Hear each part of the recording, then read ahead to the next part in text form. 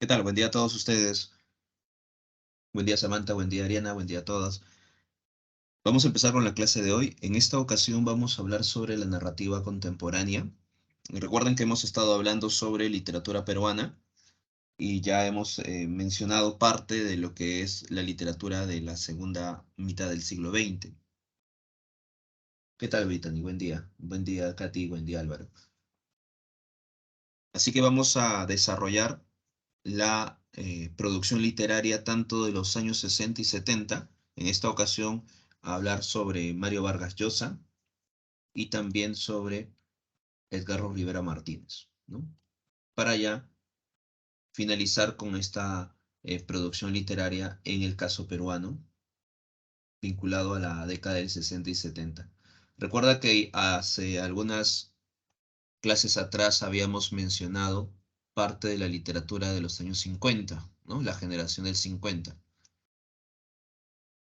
Así que con eso ya finalizamos toda la propuesta de la literatura peruana. ¿Qué tal, Carol? Buen día. Buen día, Roy. Buen día, Celina. Así que empezamos. En esta ocasión vamos a hablar sobre la novela de Mario Vargas Llosa, La ciudad de los perros, recordando también algunos puntos esenciales de su producción literaria. Recuerda que La ciudad de los perros da inicio al boom narrativo, ¿no? Recuerda lo que habíamos mencionado ya en otras clases sobre el boom, ¿no? Que va a ser una etapa muy representativa en Hispanoamérica, considerada la etapa del apogeo de la narrativa contemporánea. Así que la obra La ciudad de los perros va a dar inicio a esta propuesta literaria que va a ser el boom.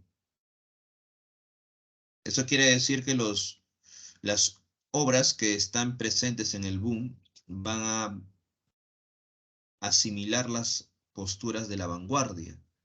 Por ello, dentro de la obra La ciudad de los perros vamos a encontrar una serie de herramientas narrativas.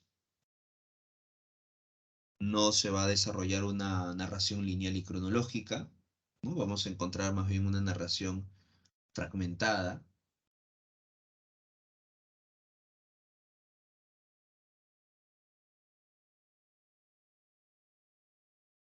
como suele utilizar Mario Vargas Llosa, ¿no? En sus obras literarias, ¿no? Una narración fragmentada.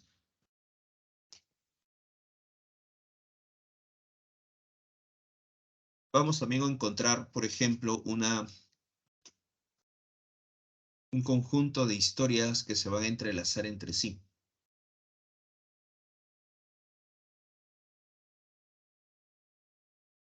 Así que vamos a mencionar algunos aspectos fundamentales de la obra. Este es el argumento, ¿no? De la ciudad de los perros. Dice, a instancia del jaguar, líder de la pandilla, el cadete Cava roba las preguntas del examen de química. Aunque el esclavo ve el hurto, el delito no se descubre sino hasta mucho después. El contracódigo de honor, como lo ha señalado Sara Castro, al que responden los cadetes del colegio militar, les impone el silencio. Al fin, el propio esclavo denuncia el robo de las autoridades. La investigación subsiguiente deja al descubierto mucho más que el mero robo del examen. Luego, mientras los cadetes están de maniobras, el cadete Arana, el esclavo, muere. Esta es la sinopsis de la primera parte.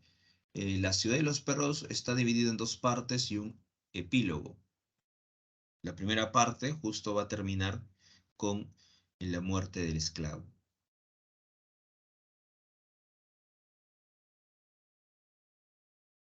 Luego dice, aunque el asesino es de alguna manera señalado por el poeta, las autoridades militares deciden que en vista de lo que ha quedado al descubierto, lo mejor es aparentar que nada fuera de lo normal ha sucedido en el colegio. Por insistir en la investigación de la muerte del esclavo, se destierra al teniente Gamboa. Los cadetes que habían aprendido su lección de sobrevivencia se reintegran a la sociedad de donde provinieron, dispuestos a seguir los destinos de sus familiares y allegados les puedan procurar. Esta última línea está vinculado al epílogo, ¿no? En el epílogo nos señalan justamente esos puntos, ¿no? Cómo poco a poco los personajes van a reintegrarse a la sociedad. Y la segunda parte nos habla de las consecuencias de la muerte del esclavo, ¿no? La investigación, la acusación.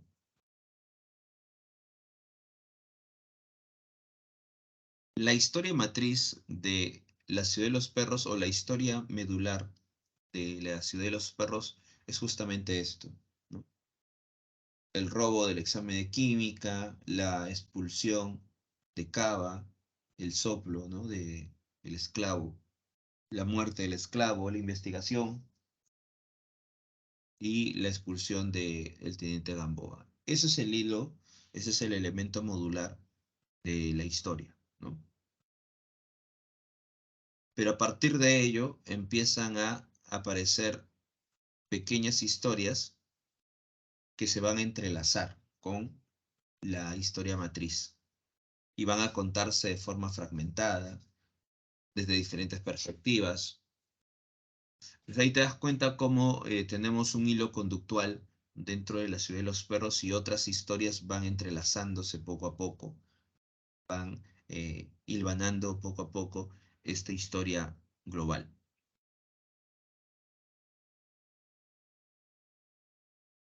Como les decía, la narración no es lineal y cronológica, es una narración fragmentada, una narración no lineal, de orden artificial, y dentro de esta novela vamos a encontrar una serie de narradores. Distintas voces narrativas van a contar la historia.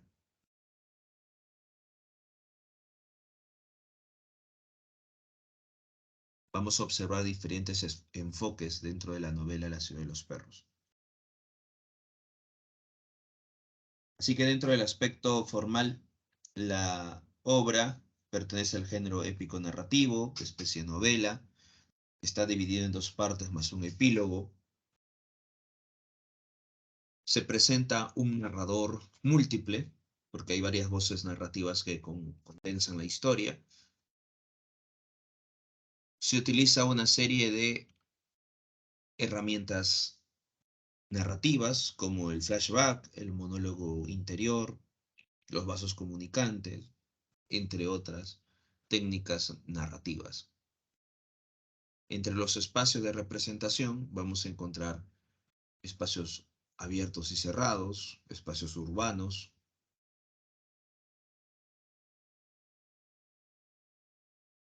Y el tema es una crítica, ¿no? Es la noción del sistema autoritario de enseñanza militar, ¿no? El tema está vinculado, ¿no?, a visibilizar los sistemas autoritarios de enseñanza militar. La obra empieza de esta manera.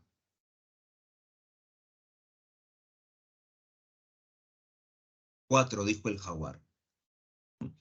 Ya nos sitúa en un momento de la historia. Eso quiere decir que la obra empieza en in medias res, porque nos sitúa, ¿no?, en un espacio determinado.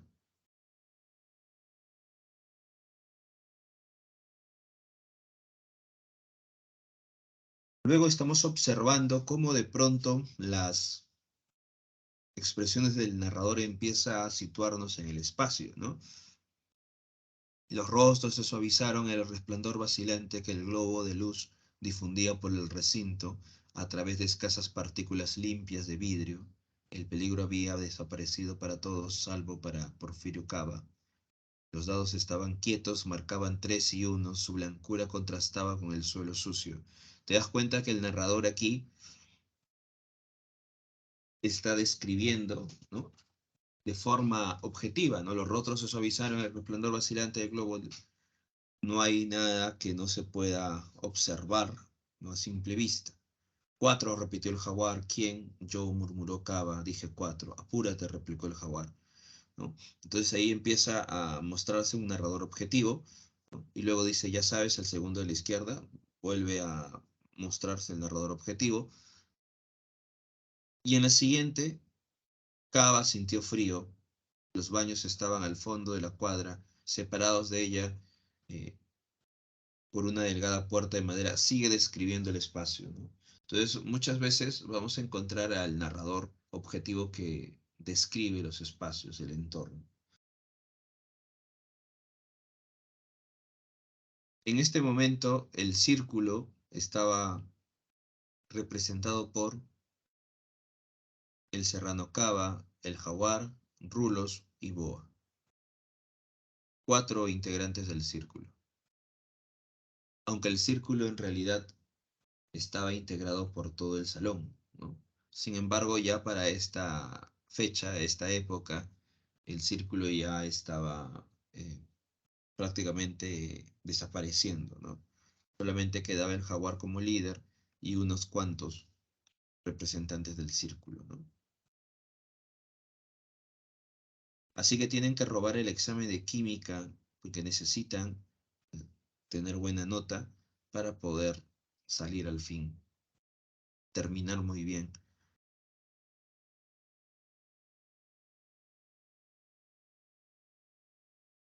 Y esto es lo que hacía el círculo, ¿no?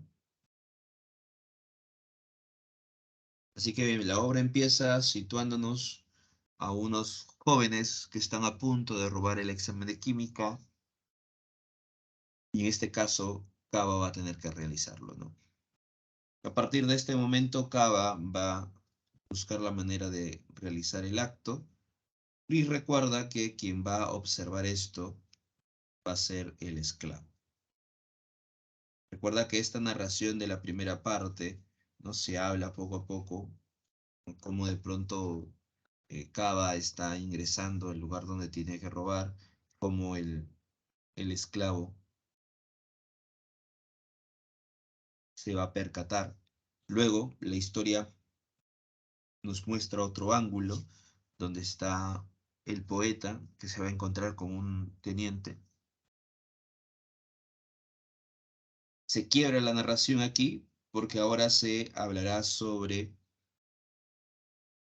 el- la cercanía que hay entre el poeta y el esclavo. Así que la narración se centra en cómo de pronto el esclavo y su compañero, el poeta, se hacen amigos, ¿no? Recuerda que constantemente el esclavo estaba siendo golpeado, también constantemente el esclavo perdía su indumentaria, ¿no? Entonces siempre era castigado, ¿no? El esclavo estaba llorando porque se le había perdido o le habían robado su indumentaria. Y sabes que en la mañana siguiente, a primera hora, están formados y el que no tiene la indumentaria completa es castigado. Por eso que lloraba el esclavo. El poeta se compadece y le dice que no llore y van a buscar en otras secciones lo que le faltaba, o sea, robar en otras secciones, agarrar estas indumentarias para que el esclavo no pueda ser castigado. Así poco a poco se van a hacer amigos, ¿no?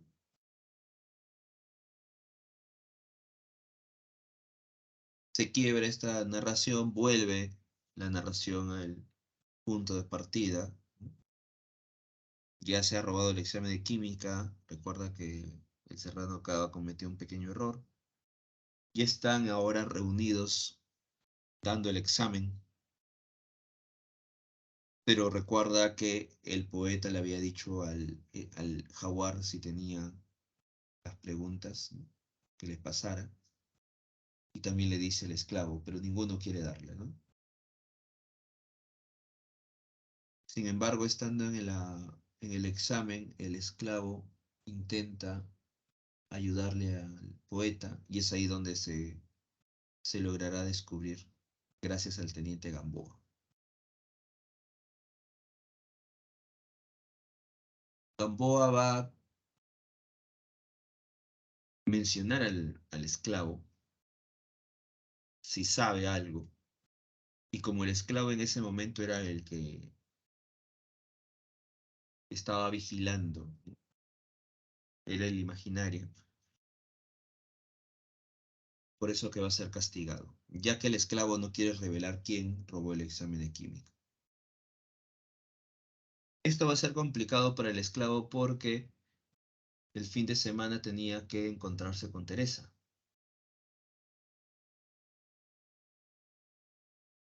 Ya le había invitado a cine. Por eso que el esclavo va a pedirle al poeta que le ayude. Es así como el poeta conocerá a Teresa. Recuerda que esta historia se está desarrollando de esta forma, ¿no? Parece lineal, pero poco a poco vamos a observar cómo se está resquebrajando el tiempo.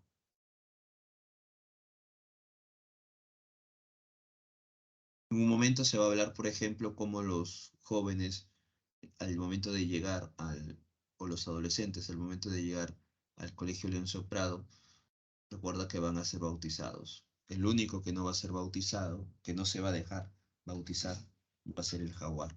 Y es por eso que el jaguar se va a convertir en el líder de este grupo. Antes era Arróspide, ¿no? Arróspide, el que lideraba el grupo, pero con la llegada del jaguar, él se convierte en el líder y va a crear el círculo.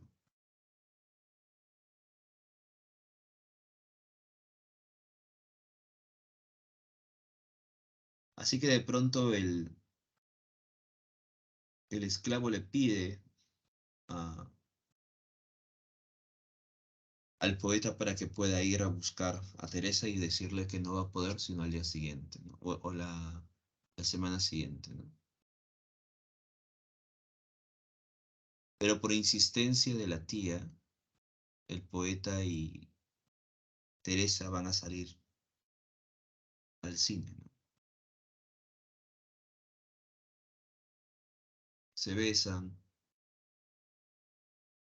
y el poeta no puede decirle todo lo que ha sucedido con Teresa al esclavo.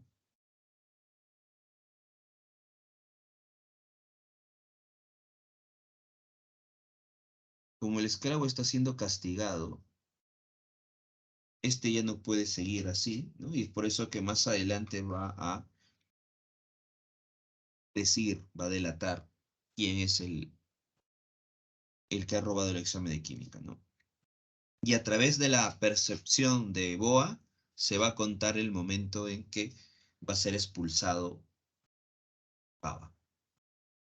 De todos los niños, de todos los adolescentes que estaban ahí, el único que quería ser militar o que quería seguir esta formación militar es Cava.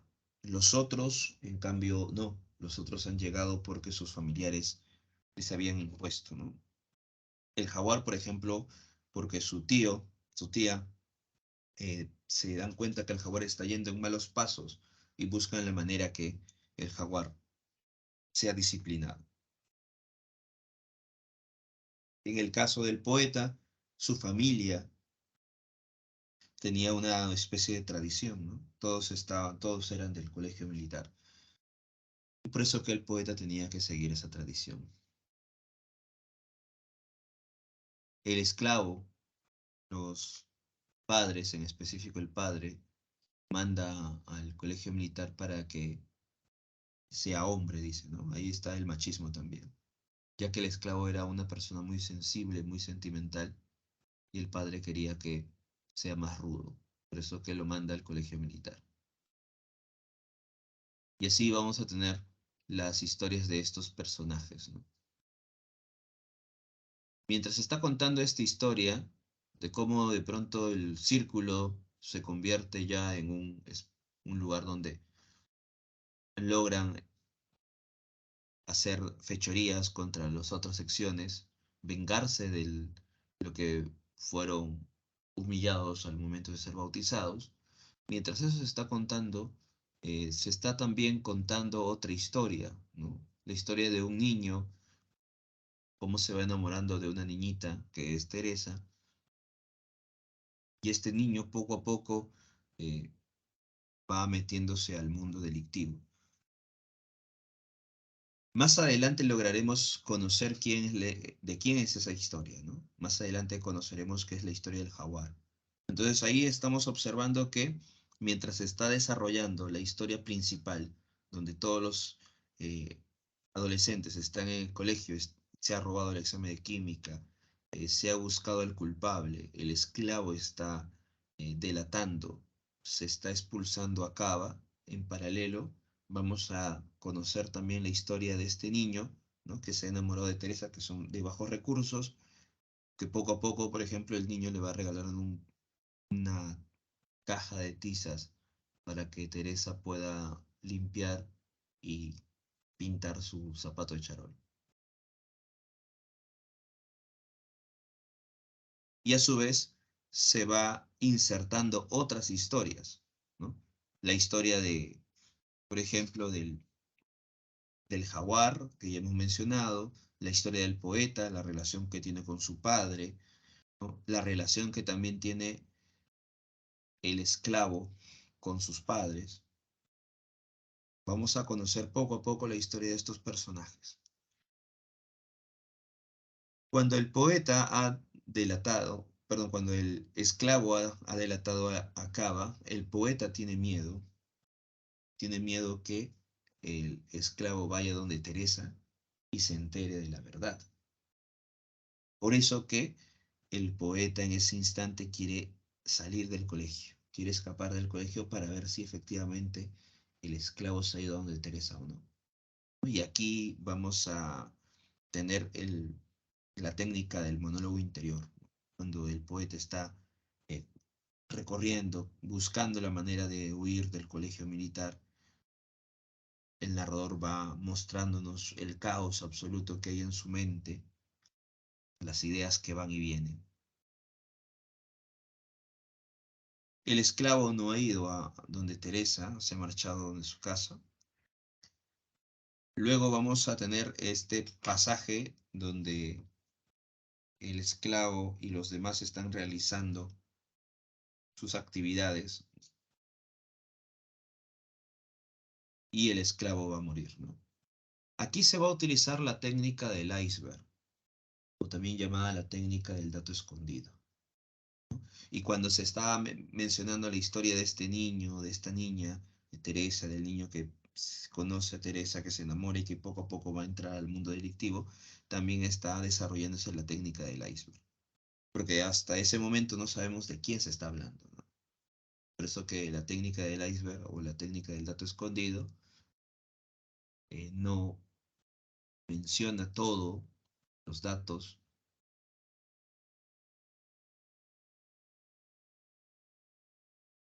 La técnica del iceberg o la técnica del dato escondido poco a poco va revelando, ¿no?, la información. Y es lo mismo que sucede con la muerte del esclavo, porque el narrador no nos dice quién está siendo, quién ha sido disparado, quién ha matado al esclavo, solamente empieza a registrar el momento, ¿no? Vamos a leer esa parte donde termina ya el primer capítulo, ¿no? Bueno, la primera parte.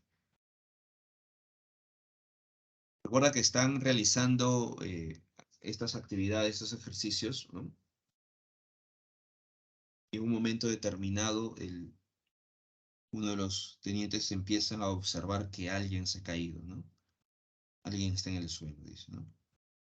Dice, en ese momento vio la silueta verde que hubiera podido pisar si no lo divisaba a tiempo, y ese fusil con el cañón monstruosamente hundidos en la tierra, en contra de todas las instrucciones sobre el cuidado del arma. No atinaba a comprender qué podía significar ese cuerpo y ese fusil derribados. Se inclinó. El muchacho tenía la cara contraída por el dolor y los ojos y la boca muy abiertos. La bala le había caído en la cabeza. Un hilillo de sangre le corría por el cuello. El capitán dejó caer sus prismáticos que tenía en la mano. Cargó al cadete, pasándole el brazo entre las piernas y otro por la espalda, y echó a correr, atolondrado hacia el cerro, gritando Teniente Gamboa, pero tuvo que correr muchos metros antes que lo oyeran. La primera compañía, escarabajos idénticos que escalaban las pendientes hacia los blancos, debía estar demasiado absorbida por los gritos de Gamboa y el esfuerzo que exigía el ascenso rampante para mirar atrás. El capitán trataba de localizar el uniforme claro de Gamboa o a los suboficiales. De pronto, los escarabajos se detuvieron, giraron y el capitán se sintió observado por decenas de cadetes. Gamboa, suboficiales, gritó, vengan rápido. Ahora los cadetes se descolgaban por la pendiente a toda carrera y él se sintió ridículo con ese muchacho en los brazos. Tengo una suerte de perro, pensó. El coronel meterá esto en mi foja de servicios. El primero en llegar a su lado fue Gamboa. Miró asombrado al cadete y se inclinó para observarlo, pero el capitán gritó, rápido, en la enfermería, a toda carrera.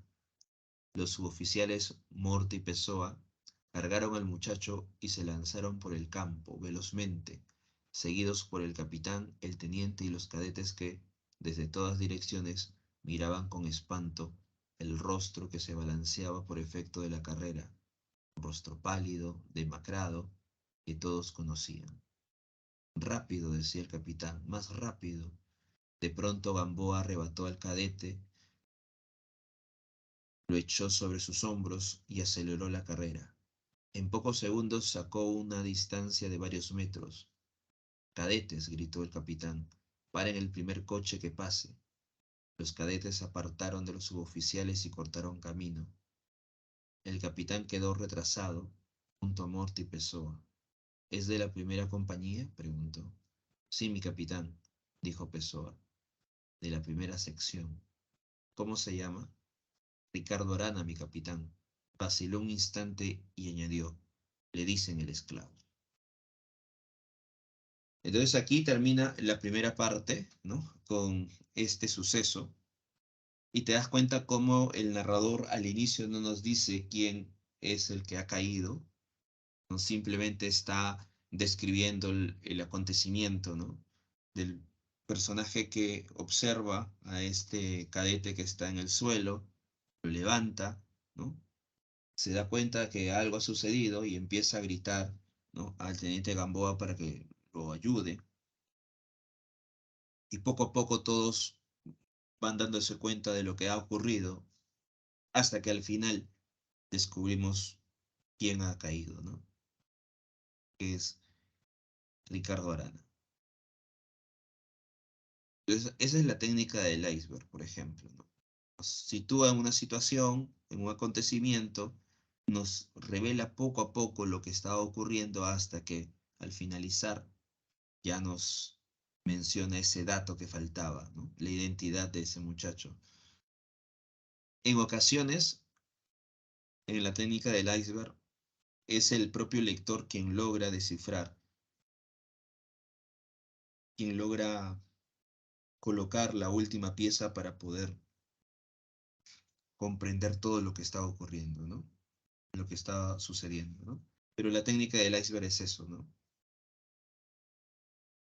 Muestra poco a poco todos los planos dentro de la historia. Entonces, la primera parte nos revela cómo los jóvenes o los adolescentes que han entrado al Colegio Militar Lorenzo Prado están siendo sometidos ante una enseñanza militar, ¿no? Un sistema autoritario de enseñanza militar donde el más fuerte prevalece, donde es necesario eliminar todo elemento afectivo, ¿no? Por eso que el esclavo constantemente va a ser golpeado, insultado, menospreciado, porque a diferencia de los demás, el esclavo es muy sensible, muy sentimental. Mientras que un sistema autoritario de enseñanza militar, ¿no?, la noción de la afectividad del sujeto no puede mostrarse, ¿no? tiene más bien que ser mutilado. Por eso que entre los otros temas que vamos a encontrar en la obra es la primera, la pandilla juvenil como síntoma de rebeldía ante el sistema, ¿no? El sistema autoritario genera, ¿no?, normas, reglas, pero estas normas y estas reglas muy parcializadas, ¿no?, y además una imposición a estas normas que se va creando estos pequeños grupos o pandillas juveniles con la intención de rebelarse contra un sistema y cuidarse entre sí. Por eso que aquí la individualidad, ¿no?, no es del todo bien vista, ¿no? Ya que de pronto un ser individuo no puede luchar contra un sistema, perdería. Por eso que la colectividad, en este caso la pandilla, generará este enfrentamiento contra el sistema autoritario de enseñanza militar y además cuidará a sus integrantes, ¿no?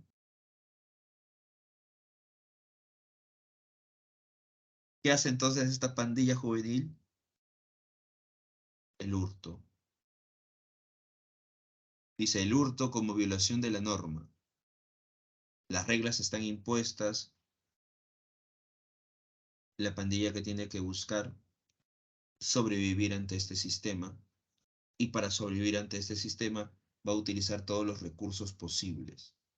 Y dentro de esos recursos puede ser el hurto, robar el examen de química para poder tener una nota aprobatoria. Otro punto también importante dentro de la obra es el machismo, ¿no?, que se muestra y se cuestiona. El machismo que mutila la dimensión afectiva del sujeto. Es por eso dentro de este sistema machista, el esclavo va a ser el personaje que va a estar desfavorecido, que va a ser ninguneado, golpeado, ¿no?, maltratado por todos. Por eso que en diferentes pasajes el poeta incluso le dice al esclavo, ¿no?, tú tienes que defenderte, ¿no? Si no te defiendes, te van a comer, te van a golpear. Tienes que imponer respeto, como también lo dice el teniente Gamboa. Eso le menciona el poeta al esclavo. Entonces, la agresividad como método de subsistencia, ¿no? Ante un sistema autoritario, la agresividad va a ser el método de subsistencia donde el más fuerte va a prevalecer sobre el más débil. Dentro de ese machismo, entonces, el sujeto que muestre afecto va a ser aborrecido. Y eso es lo que va a suceder dentro de este entorno del colegio, donde el esclavo va a ser ninguneado, ¿no? Y va a ser incluso exterminado, porque recuerda que de todos los personajes, el que va a morir va a ser el esclavo, justamente el personaje que era el más sensible, ¿no?, el que no estaba vinculado a estas normas establecidas, el que no se apegaba a este sistema. Entonces, simbólicamente, el sistema logra exterminar a este personaje. Y también vamos a observar a lo largo de la historia los rituales de la adolescencia, ¿no? Diferentes momentos, ¿no? El descubrimiento de su sexualidad, los elementos eróticos que están presentes en la obra, los conflictos que va a tener con su entorno más cercano, ya sea con su padre, ya sea con su madre,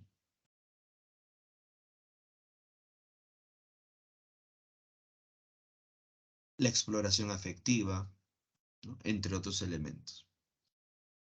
Los vicios, por ejemplo, ¿no? Entonces ahí vamos a encontrar otros temas que están presentes en La ciudad de los perros. Y un tema constante en las obras de Mario Vargas Llosa es esta relación que tiene eh, con el padre, ¿no? El hijo con el padre.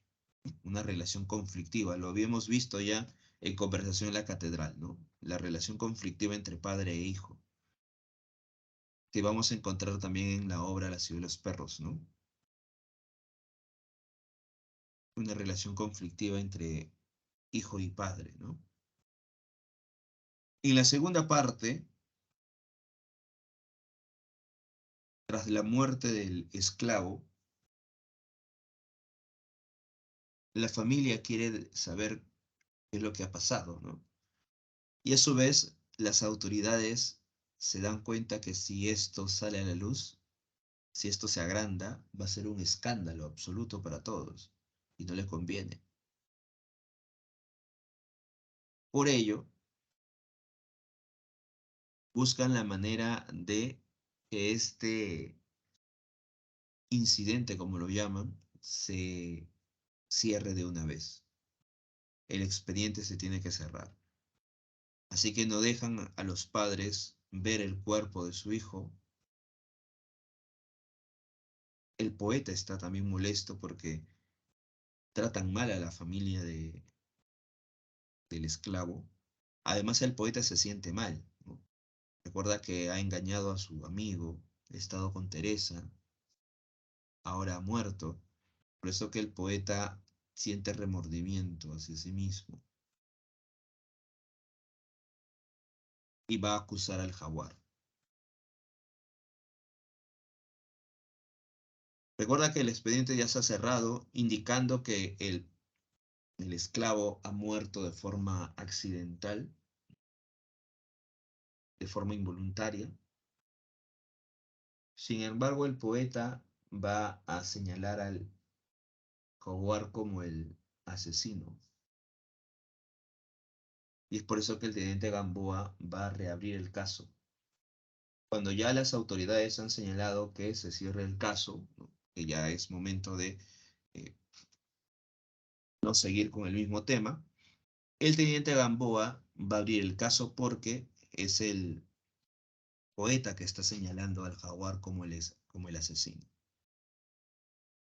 Cuando se entera las autoridades que el teniente Gamboa está volviendo a investigar, van a llamarlo. El teniente Gamboa va a llamarlo también al poeta. Mientras tanto, el teniente Gamboa ha mandado a llamar al jaguar y lo ha puesto en como castigo, ¿no?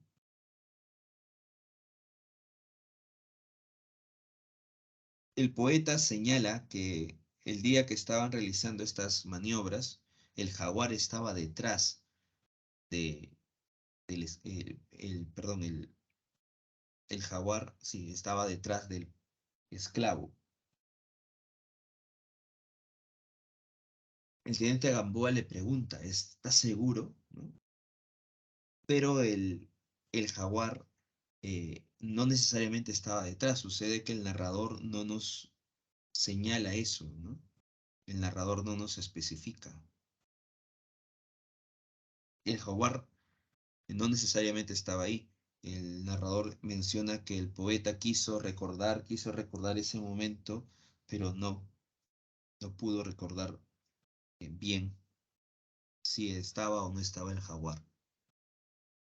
Pese a ello, el poeta insistió, pero el narrador ya nos dice que el poeta no está del todo seguro.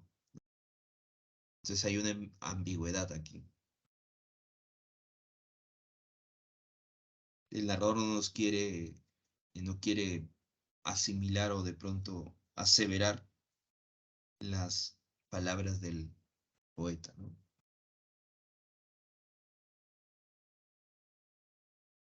Vamos a leer esa parte, ¿no? Dice, para el jaguar era lo mismo que si lo hubieran acusado a él, mi capitán, dijo Alberto. Estaba loco de furia por la expulsión de Cava. El círculo se reunía todo el tiempo, hacía una venganza. Yo conozco al jaguar, es capaz. Basta, dijo el capitán. Lo que usted dice es infantil. Está acusando a un compañero de asesino, sin pruebas. No me sorprendería que el que quiera vengarse sea usted ahora. En el ejército no se admite esta clase de juegos, cadete. Puede costarle caro. Mi capitán, dijo Alberto, el jaguar estaba detrás de Arana, en el asalto del cerro, pero se cayó. Lo había dicho sin pensar y ahora dudaba. Febrilmente trataba de reconstruir en imágenes el descampado de la Perla, la colina rodeada de sembríos, la mañana de aquel sábado, la formación. ¿Estás seguro?, dijo Gamboa. Sí, mi teniente. Estaba detrás de Arana, estoy seguro. Entonces, en este momento, el narrador cuando dice, ¿no? Lo había dicho sin pensar y ahora dudaba, febrilmente, trataba de reconstruir en imágenes el descampado de la Perla, la colina rodeada de sembríos, ¿no? El narrador no señala que efectivamente lo que ha dicho el poeta es verdad. Simplemente lo ha dicho por decir, ¿no? La cuestión es que Gamboa, al escuchar esto, va a decidir seguir con las investigaciones, ¿no? Por eso que el poeta señala que el círculo todavía existe. Ya antes el teniente había tenido conocimiento del círculo y supuestamente ya había desaparecido. Pero ahora se da cuenta que no, que el círculo todavía existe, que de pronto la sección está comprometida, ¿no?, con el círculo. Por eso que van a hacer una requisa. Y en la requisa van a encontrar una serie de cosas, ¿no? Cigarros, van a encontrar botellas, incluso estas novelitas pornográficas que escribía el poeta. Por eso que el capitán, al momento de mandarlo a llamar al poeta Fernández, ¿no?, le menciona, ¿no?, si realmente desea seguir o continuar con esta acusación, ¿no? Y le señala estas novelas que tenía en sus manos, ¿no? Alberto, al darse cuenta de ello, tiene que callar y olvidarse de el incidente, ¿no? Porque no quería que en su hoja de servicio se mencione, ¿no?, que él escribía estas novelas pornográficas.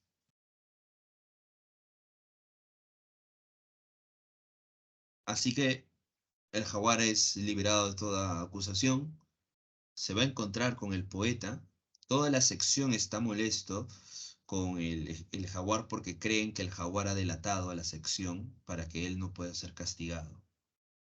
Por eso que ni bien el jaguar entra, todos los de la sección están a punto de atacarlo, ¿no?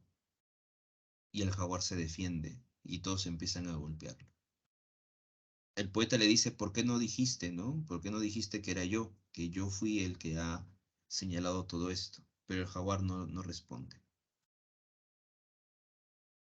El teniente Gamboa va a ser separado del colegio militar porque recuerda que él trató de investigar aquello que ya las autoridades habían señalado como un caso particular, un caso accidental.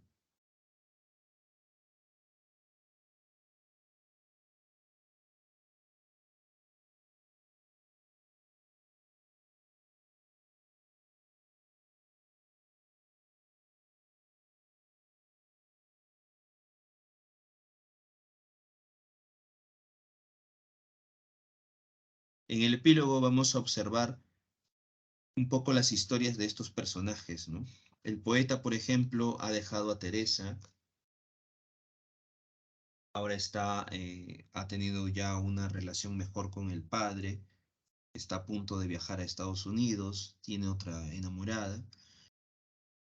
El teniente Gamboa recuerda que ha sido llevado a Juliaca, pero antes de marcharse aparece el jaguar con una nota indicándole al teniente Gamboa que ahí está su confesión. Se molesta el teniente Gamboa que le señale esto, por eso que él le dice que olvide todo y que en cierta medida, si realmente eh, le interesa un cambio, que lo haga él, ¿no? Porque ya las autoridades han señalado que el cadete, el esclavo, ha muerto accidentalmente y nada lo va a cambiar. A partir de ese momento, el jaguar se da cuenta que el colegio no sirve de nada. Y por eso que el jaguar se marcha, ¿no? Escapa del colegio militar, ¿no? Y sigue delinquiendo.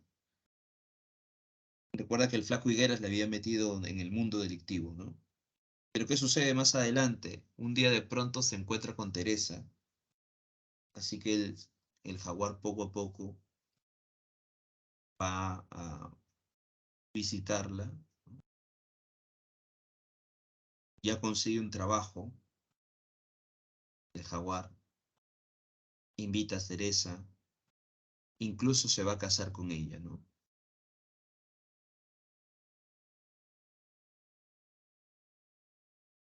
Aquí vemos que el jaguar ha logrado reinsertarse a la sociedad. En el epílogo, en las siguientes, casi al final, se menciona ya cómo de pronto el jaguar se encuentra un día con el flaco Higueras, que había salido de prisión, y es ahí donde empieza,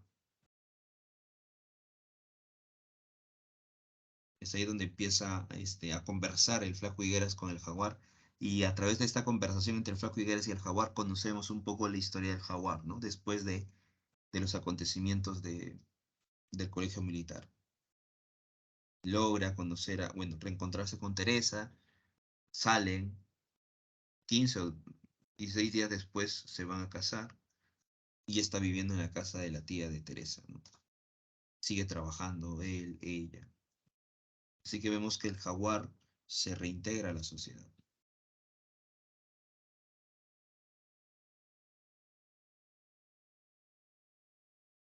Así que de todos los personajes, el personaje más humano o de pronto más humanizado va a ser el jaguar. Más humanizado en el sentido que se logre evidenciar la evolución de este personaje, ¿no? Los otros personajes no tanto, ¿no? Incluso el poeta, ¿no? No tiene una evolución el personaje, el poeta. ¿Cuáles son los personajes centrales? Los personajes principales son tres: el poeta, el esclavo y el jaguar. Los secundarios está Boa, Cava, Rulos, Arróspide, Teresa, el teniente Gamboa.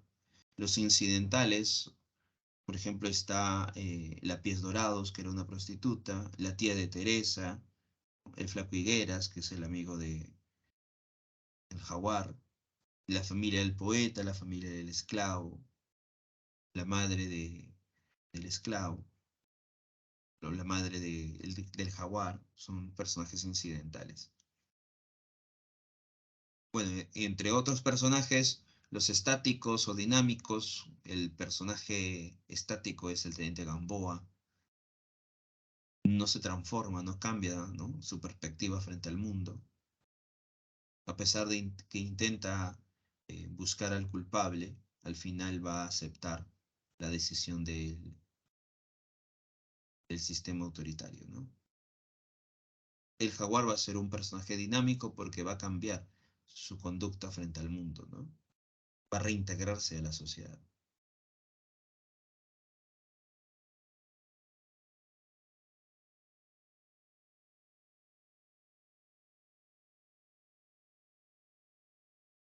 Entre los espacios de representación podemos encontrar, por ejemplo, espacios cerrados, como el Colegio Militar Leoncio Prado,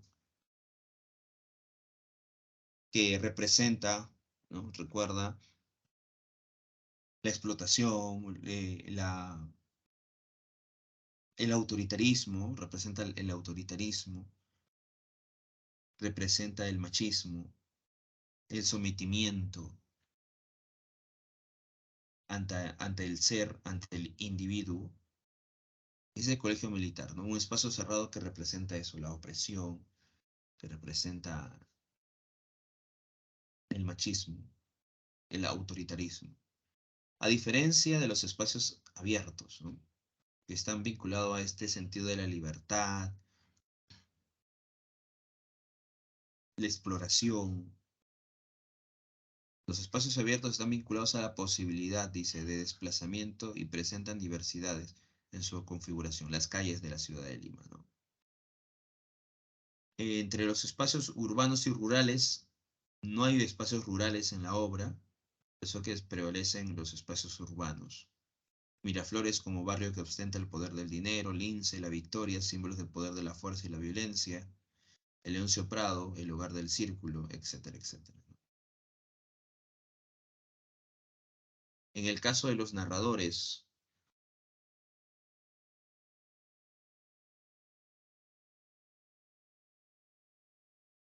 el narrador objetivo dice, el punto de vista externo es el dominante y se manifiesta mediante el uso del narrador en tercera persona.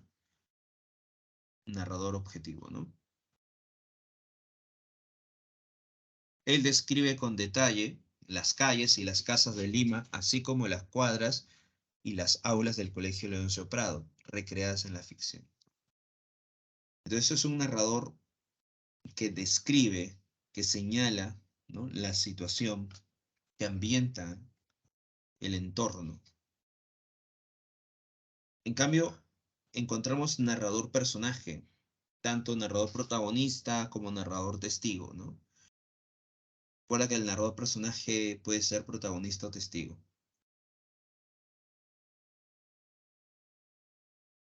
El punto de vista interno se manifiesta en la incorporación del narrador personaje y su relato en primera persona. En la obra se encuentra predominantemente en la narración del Boa.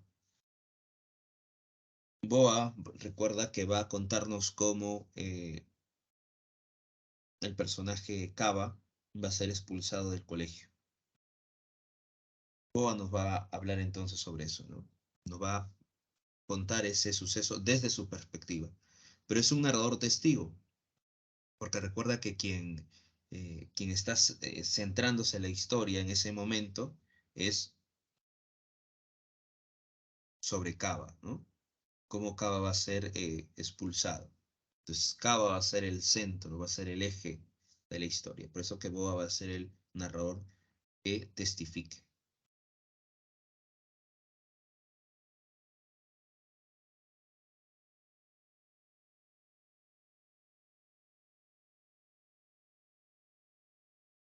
Y también tenemos un narrador mixto. Dice, el punto de vista mixto es aparentemente omnisciente, pero incorpora sutilmente elementos de la primera persona.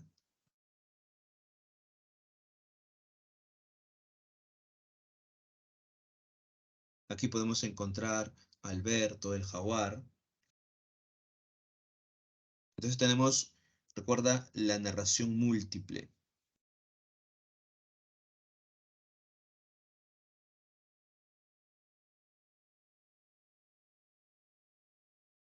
Recuerda eso, entonces, la narración múltiple.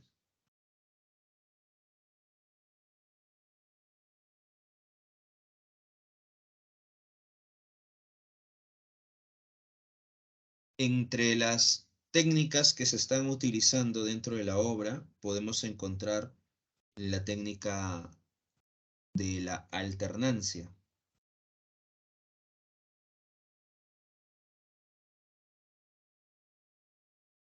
Dice, consiste en la presentación de historias paralelas en una misma historia, incluso en un mismo párrafo, en el uso de voces de distintos personajes, por ejemplo.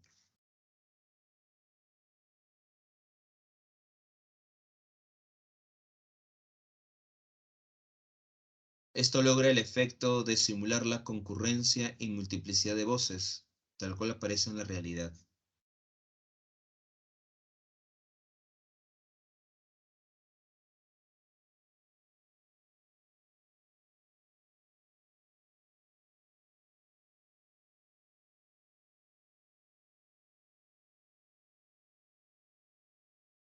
Entonces la alternancia recuerda que es este recurso donde dos historias, ¿no?, se van a contar de forma paralela, ¿no? O un conjunto de historias, ¿no?, se cuenta de forma paralela. El momento, por ejemplo, en que se está desarrollando el hurto, ¿no?, del examen de química y el momento en que los cadetes, como por ejemplo el poeta y el esclavo, se hacen amigos, ¿no? Entonces se van desarrollando estas dos historias en paralelo, ¿no? Los vasos comunicantes. Esta técnica consiste en la vinculación de diversas historias que pertenecen a ámbitos o situaciones diferentes, ¿no? Se parece mucho a la alternancia. Sin embargo, en los vasos comunicantes hay un hilo conductual que los une. De alguna u otra manera, vamos a encontrar un hilo conductual que sitúa, ¿no?, a estas dos historias, ¿no?, que se atraviesan, ¿no?, en estos elementos.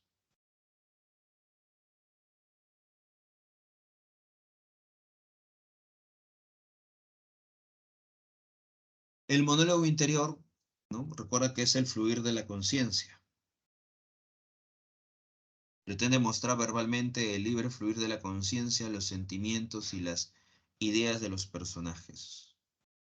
De este modo, la voz de la conciencia de tres personajes se vincula a este recurso expresivo: la del poeta, la de Boa y el jaguar.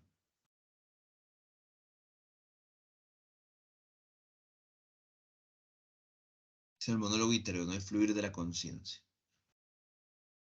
También tenemos el flashback, momentos donde se da un salto al pasado.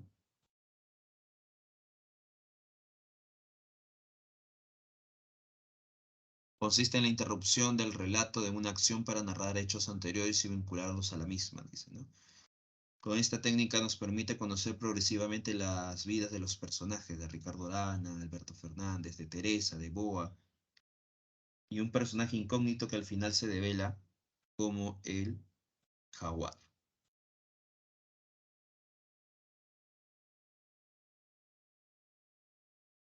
Y la técnica del iceberg, o el dato escondido, se vincula con la gradual develación del asesino del esclavo y la identidad del personaje incógnita, que sabemos que es el jaguar, ¿no?, que se cuenta un poco la historia de este personaje.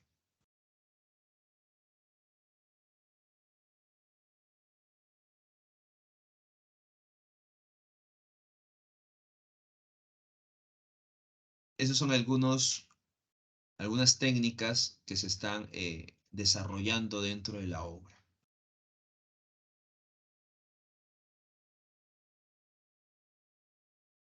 Bien, eso sería entonces lo que se muestra en la obra La ciudad y los perros. ¿Preguntas, dudas hasta aquí?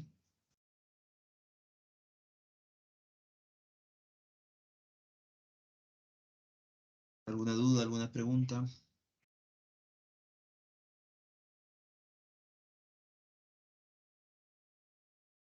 Todo claro, ¿no? Vamos ahora a hablar de Edgardo Rivera Martínez.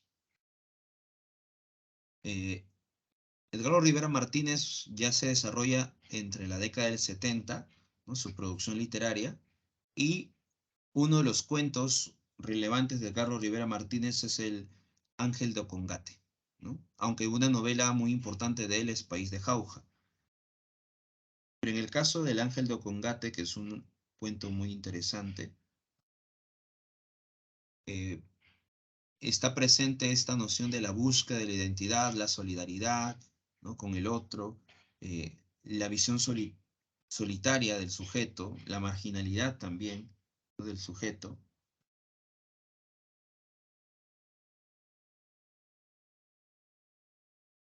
Constantemente Edgardo Rivera Martínez utiliza este recurso de la linealidad, ¿no?, que va a ser como una narración tradicional.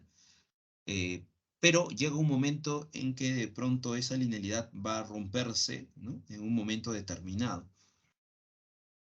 Dice, identificación con la tierra natal, mezcla elementos de la tradición oral, ¿no?, de la literatura andina con los elementos españoles.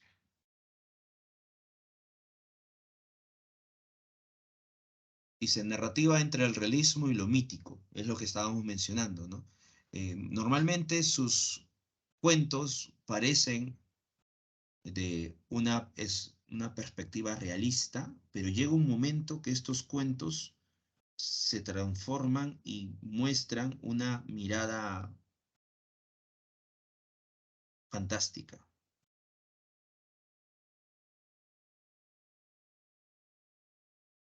sea, casi al final, ¿no? Hay como un cambio, ¿no? Y se presenta una mirada eh, fantástica, distinta, ¿no? Que rompe con el elemento racional.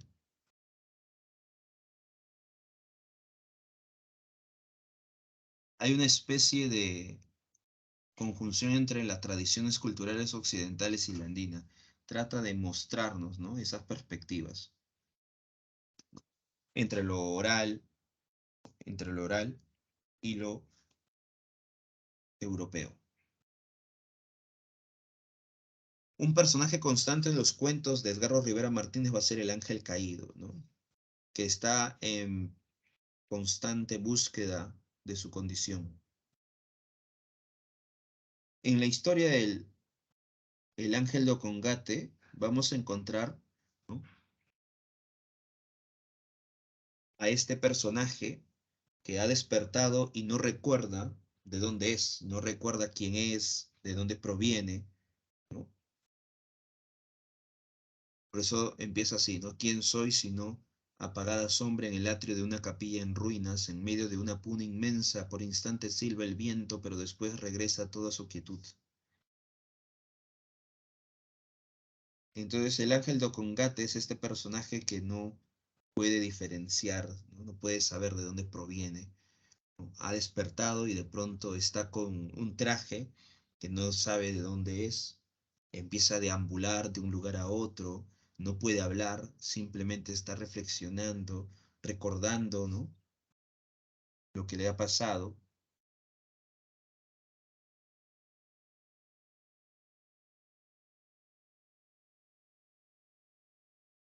Así que él escucha, ¿no? Que las personas le están diciendo, ¿no? Eres un ángel, ¿no? O un danzante, le dicen, ¿no? El ángel caído o un danzante, le dicen, ¿no? Porque no saben exactamente quién es, ¿no? ¿Qué hace? ¿No? La cuestión es que este sigue caminando, ¿no? Deambulando y va de pueblo en pueblo buscando entender de dónde proviene, quién es. Y cuando hay comparsas, avanza para ver estas comparsas y darse cuenta si efectivamente en una de esas comparsas eh, está él, ¿no? O una persona con el mismo traje para ver si efectivamente provienen de algún pueblo. Pero por más que sigue, se da cuenta que no hay una persona tan igual a él, con los trajes, ¿no? Las danzas. Así va deambulando, va caminando de un lugar a otro hasta que un día de pronto un anciano le dice, yo a ti te conozco, tú eres el danzante sin memoria, le dice, ¿no? Ve a Raburrak, le dice. Así que esta persona o este ser, ¿no? Va a este lugar, ¿no? A Ocongate, a Raburrak, durante 3 o 4 días está caminando hasta que al fin va a ese lugar que es un espacio, un atrio en ruinas,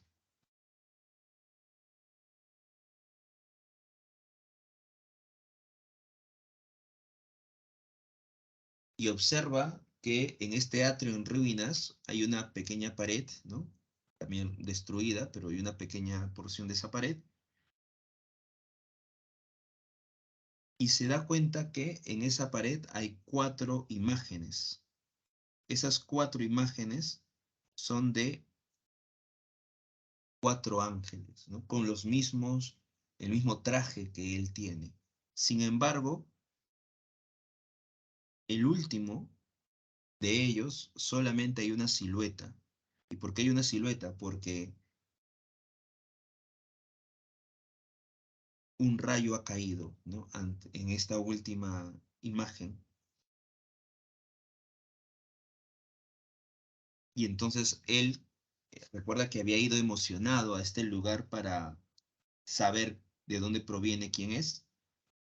Cuando llega, por desgracia, solamente observa eso.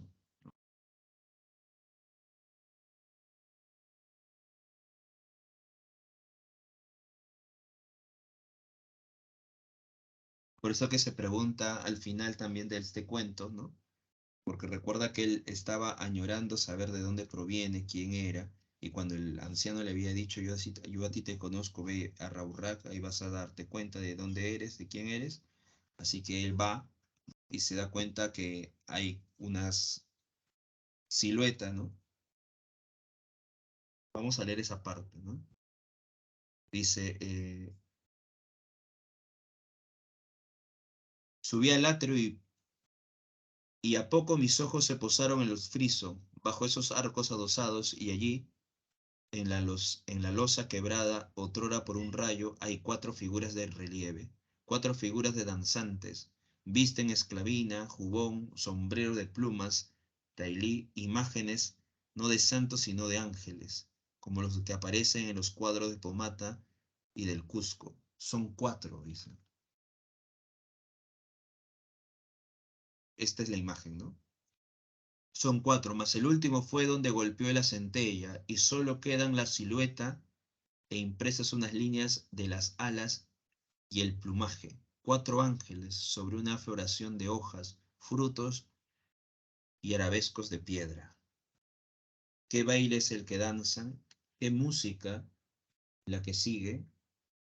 ¿Es el suyo un acto de celebración y de alegría?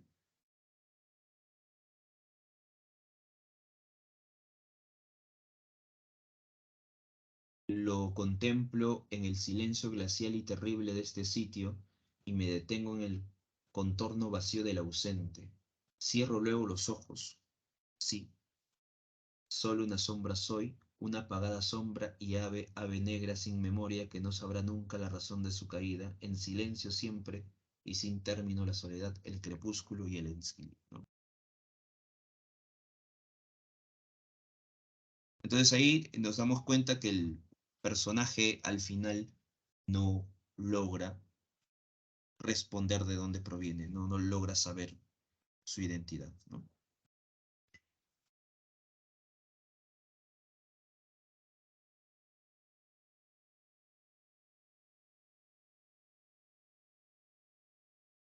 Ese es el ángel de Ocongate, ¿no? El cuento utiliza el mito del ángel caído que pierde su condición mítica y sagrada para convertirse en un ser humano con aspecto de danzán, ¿no? De danzante andino.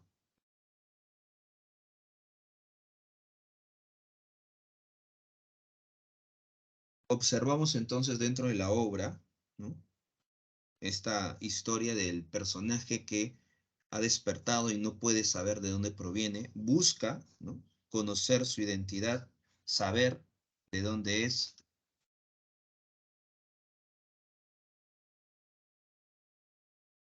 Así que el personaje al final no logra identificar, ¿no? Su llegada, de dónde proviene. Y aquí estamos dándonos cuenta cómo es el cuento de Edgardo Rivera Martín. Al inicio nos presenta un personaje que ha perdido la memoria, que poco a poco va a querer recordar, ¿no? Como si fuese un personaje cualquiera, ¿no? Que en un momento determinado intenta descubrir de dónde proviene. Pero luego observamos que en un momento determinado este personaje observa estas cuatro figuras, una de ellas es eh, le ha caído una centella, ¿no? Un rayo, y entonces no puede saber si efectivamente él era esa cuarta imagen, ¿no? Y ahí empieza el elemento mágico. Si de pronto ese ser es el ángel de Ocongate, ¿no? O sea, lo que intenta hacer al final el cuento es mostrarnos que por el rayo, por la centella, este ángel ha salido de ese cuadro, ¿no? De esa danza donde estaba y se ha convertido en un ser mágico, mítico, ¿no?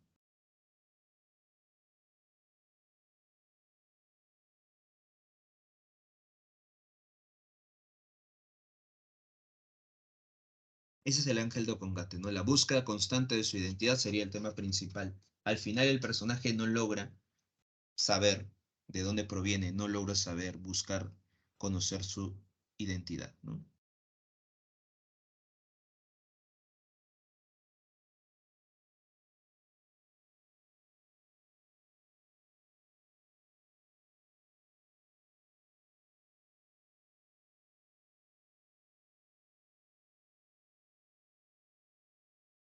Muy bien, eso sería entonces parte de la narrativa contemporánea, ¿no? Nos estamos situando en todos los aspectos de la narrativa. Ya hemos mencionado a Mario Vargas Llosa con La ciudad de los perros y este último cuento, El ángel do combate de Eduardo Rivera Martínez, ¿no? Ahora sí, teniendo en cuenta todo esto, vamos a las preguntas.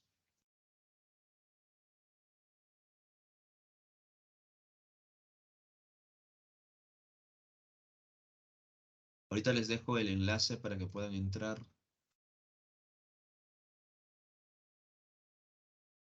Ahí está el enlace, ya pueden estar entrando para que puedan marcar las claves del examen y luego a resolver las preguntas que nos quedan.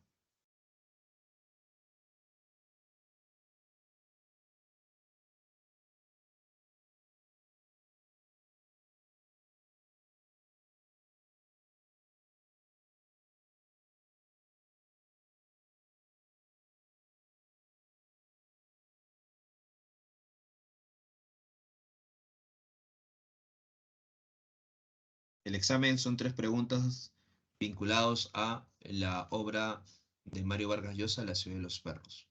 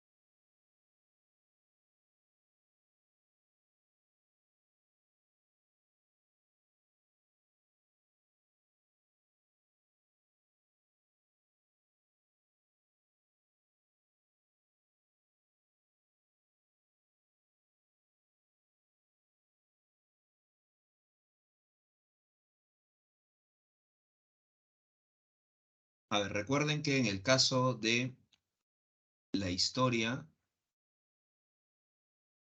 quien roba las preguntas del examen de química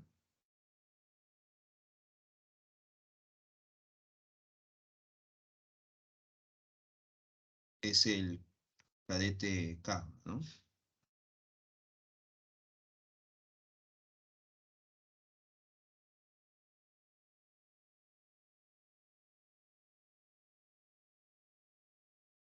No se confundan con el cadete Arana, que es el esclavo.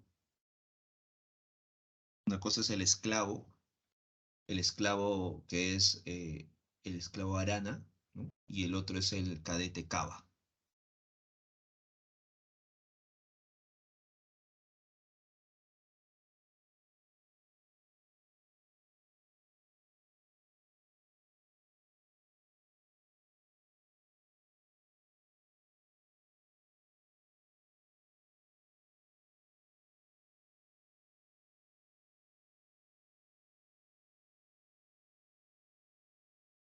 Se están equivocando más en la pregunta uno y la pregunta 3 también. A ver, dice, en la novela La ciudad de los perros, el espacio del colegio militar se muestra como símbolo de, bueno, sí se puede representar como símbolo de autoritarismo, pero no producto del código de lealtad, ¿no? Porque recuerda que esa lealtad al final se quiebra, se rompe, ¿no?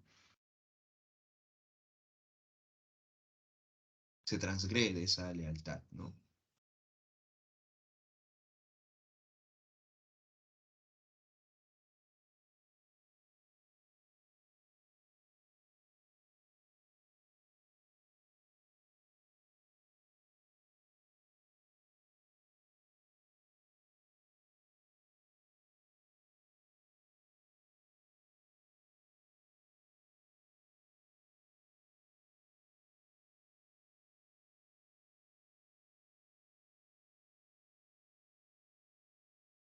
Sometimiento al individuo, claro, eso sí podría ser.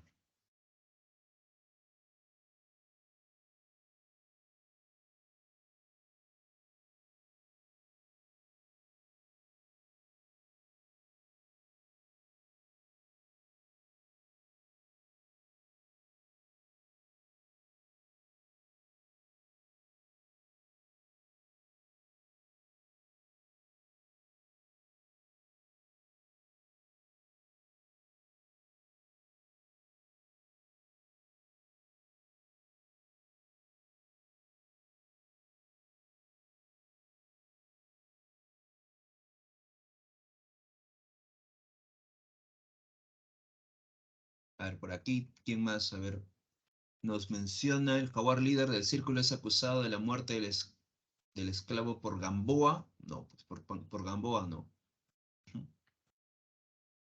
Es acusado por, recuerda, por el poeta, ¿no?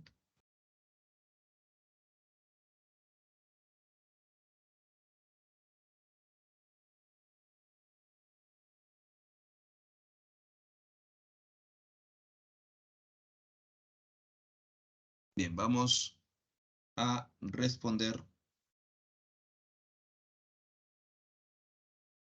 algunas preguntas.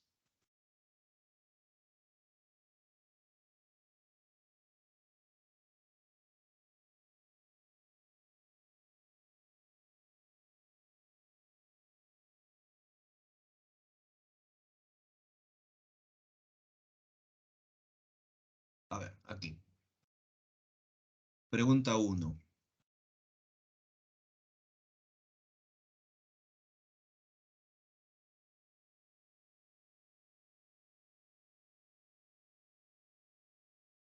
En la novela La ciudad de los perros impera la agresividad y el machismo porque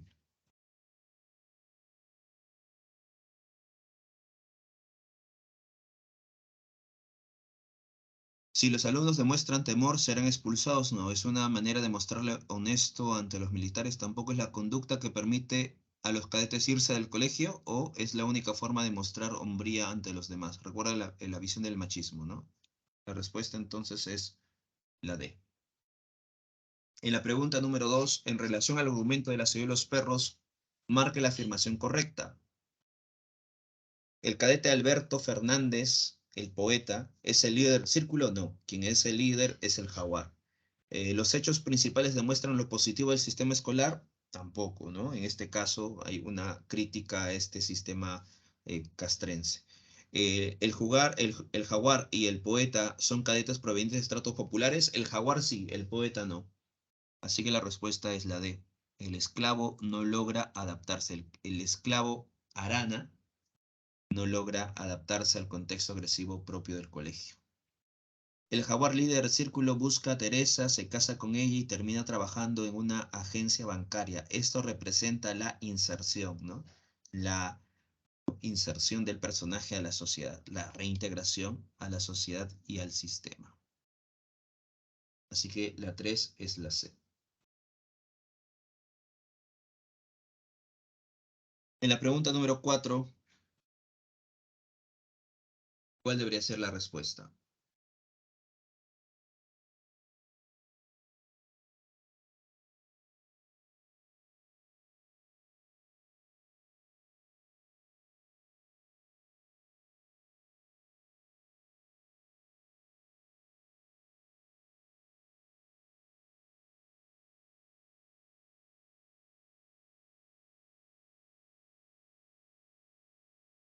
Dice, con respecto a la tipología de los personajes en la novela, el jaguar es calificado como dinámico. ¿Cuál es la acción que realiza este cadete para permitir sostener su transformación? En este caso, cuando le relata al flaco Higueras su reencuentro y posterior matrimonio con Teresa, ¿no? Porque ahí vamos a observar cómo de pronto el jaguar se convierte en un personaje representativo, ¿no? Se inserta a la sociedad. Correcto, Celina. En la pregunta 5,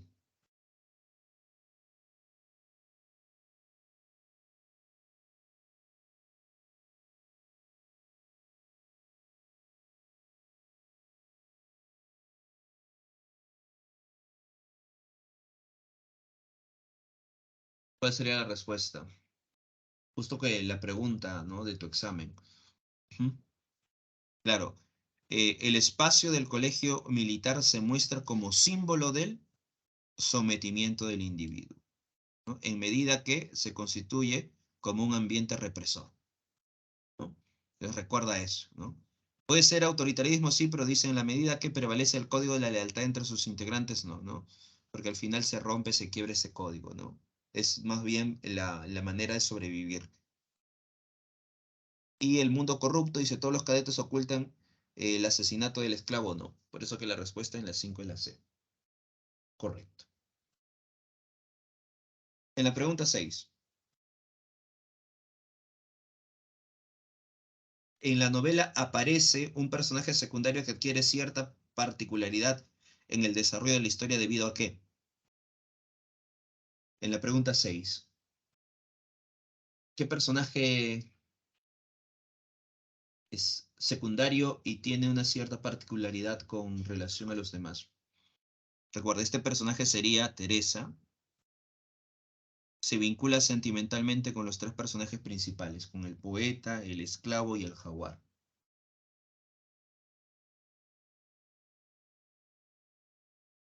Aquí en la pregunta 7 dice, ¿sabe usted qué es esto, cadete? No, mi coronel. Claro que sabe, cadete, mírelos. Alberto los recibió y solo cuando hubo leído varias líneas comprendió. ¿Reconoce esos papeles ahora? Alberto vio que la pierna se encogía. Junto al espaldar apareció una cabeza. El teniente Gamboa lo miraba, enrojeció violentamente. Claro que los reconoce, añadió el coronel con alegría. Son documentos, pruebas fehacientes. Vamos a ver, léanos algo de lo que dice ahí. Alberto pensó súbitamente en el bautizo de los perros. Por primera vez, después de 3 años, sentía esa sensación de impotencia y humillación radical que había descubierto al ingresar al colegio. He dicho lea, repitió el coronel. ¿Qué temática se puede colegir de este fragmento?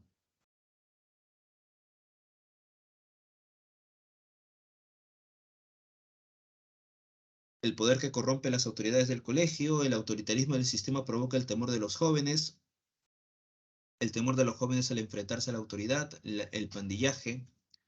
¿Cuál de ellos?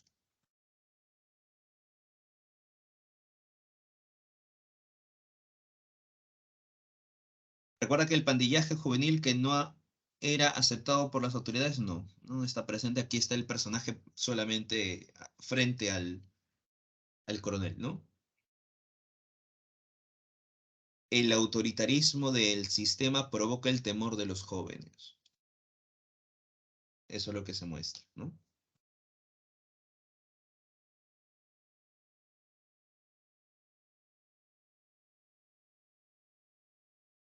Y en el caso de Edgardo Rivera Martínez, vincular armónicamente tradición andina con occidental, correcto. Sus personajes marginales se enfrentan a la tiranía del mundo oficial. Esto es en el caso de eh, Ribeiro, ¿no? En el caso de Ribeiro, esto es lo que se muestra en sus cuentos. Desarrolla historias que transitan entre el realismo y lo mítico, correcto. Propone personajes que buscan en búsqueda de su identidad y sus raíces, correcto. La 8, la A. Pregunta 9. El protagonista, a ver, dice, y como nadie me oyó hablar nunca, ni articular siquiera un monosílabo, se concluyó que había perdido también el uso de la palabra. Era comprensible tal pensamiento, pues solo a mí mismo me dirijo en una fluencia razonada que no se traduce ni en el más leve movimiento de mis labios. Solo a mí en una continuidad silenciosa, ya que una tenaz resistencia interna me impide toda formación de comunicación y todo intento de diálogo.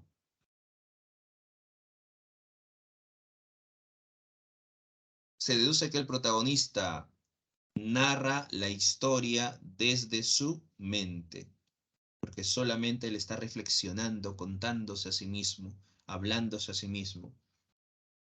Por eso que narra la historia desde su mente. Y por último, en la pregunta 10, fue una pregunta de simulacro, ¿no? De San Marcos hace algunos años. De acuerdo al fragmento citado en el cuento El Ángel de Congate, ¿cuál de los siguientes enunciados se relaciona con el conflicto de identidad que experimenta el protagonista? ¿Cuál de este fragmento vamos a encontrar ese elemento de conflicto de identidad? Recuerda que el personaje no sabe todavía quién es, no logra concretar eso, ¿no? Por más que llega al lugar, ve estas siluetas, al final no sabe quién es, ¿no? Entonces, ahí está el conflicto de identidad. Y por ello, casi al final de este fragmento se observa esto, ¿no?